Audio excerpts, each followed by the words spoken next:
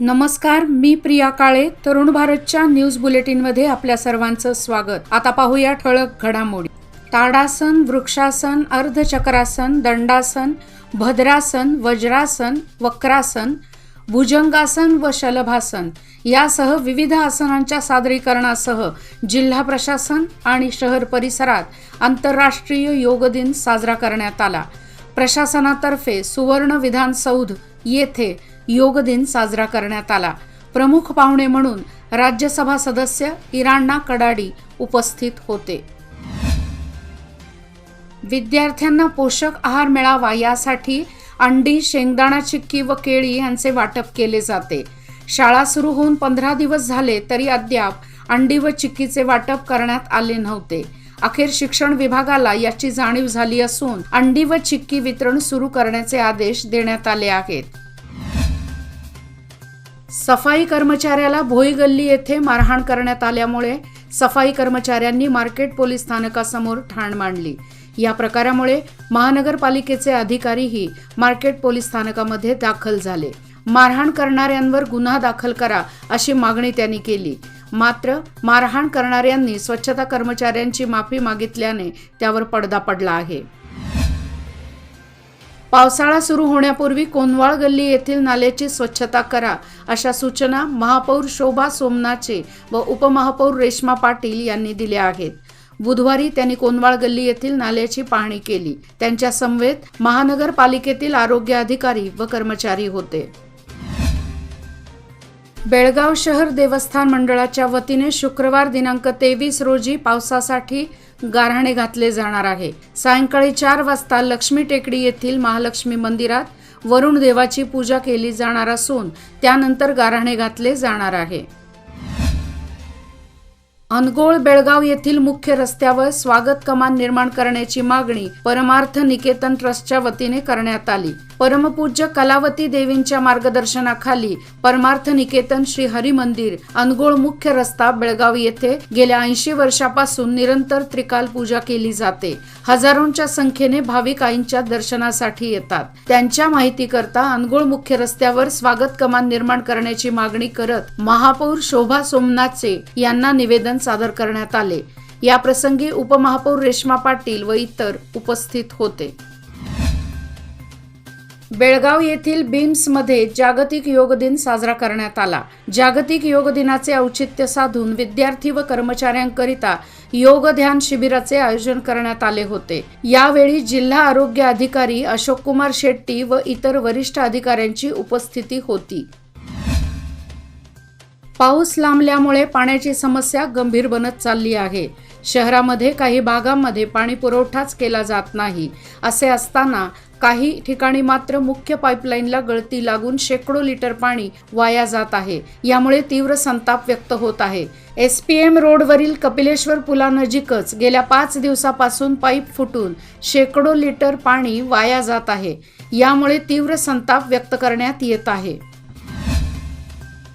बेळगाव येथील न्यायालयामध्ये जागतिक योग दिन साजरा करण्यात आला. जागतिक योग दिनाचे औचित्य साधून न्यायाधीश आणि वकिलांकरिता योग ध्यान शिबिराचे आयोजन करण्यात आले होते.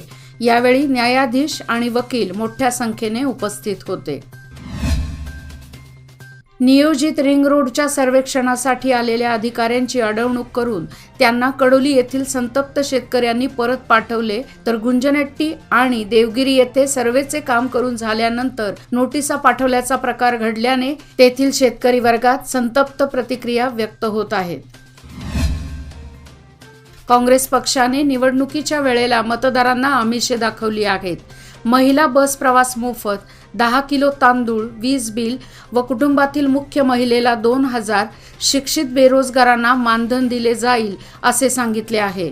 मात्र आता या योजना लागू करताना टाळाटाळ केली आहे. मुख्यतः अनेक गावांना बसच नाही, ती प्रथम सुरू करावी यासह इतर मागण्यांसाठी निधर्मी जनता दलातर्फे जिल्हाधिकाऱ्यांना निवेदन देण्यात आले. मोदगा गावातील तहसीलदार गल्लीमध्ये रस्त्यावरच अतिक्रमण केल्यामुळे ये जा करण्यासाठी नागरिकांना जागाच उपलब्ध नाही. त्यामुळे जवळपास 25 कुटुंबांना मोठी कसरत करावी लागत आहे.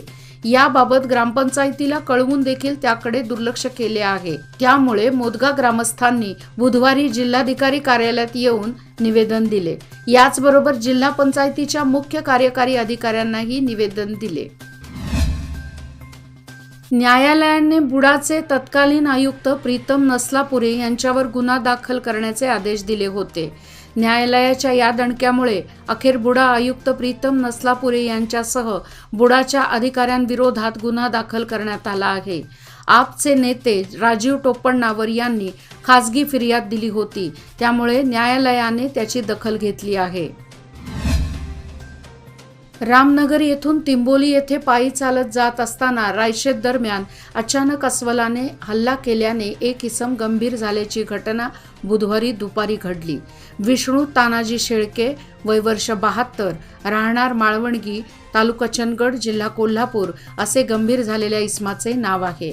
त्याला रुग्णवाहिकेमधून रामनगर येथे प्रथमोपचार करून अधिक उपचारासाठी बेळगाव येथे नेण्यात आले। सदर घटनेची नोंद रामनगर पोलीस स्थानकात झाली आहे। खानापूर बस आगाराचे व्यवस्थापन काही सुधारायचे नाव घेत नाही, त्यामुळे तालुक्यातील विद्यार्थ्यांची फरफट सुरूच आहे। महाविद्यालयीन विद्यार्थ्यांना वेळेवर पोहोचण्यासाठी धडपड करावी लागत आहे। यासाठी बसमधून लोंबकळत जीव धोक्यात घालून प्रवास करावा लागत आहे। नूतन आमदार विठ्ठल हलगेकर यांनी याबाबत खानापूर आगाराला सूचना केल्या होत्या, मात्र याचा काहीही परिणाम झालेला नाही। आमदार विठ्ठल हलगेकर यांनी याबाबत कठोर भूमिका घेऊन परिवहन मंडळाच्या अधिकाऱ्यांना बस सेवा सुरळीत करण्यासंदर्भात समज देणे गरजेचे आहे।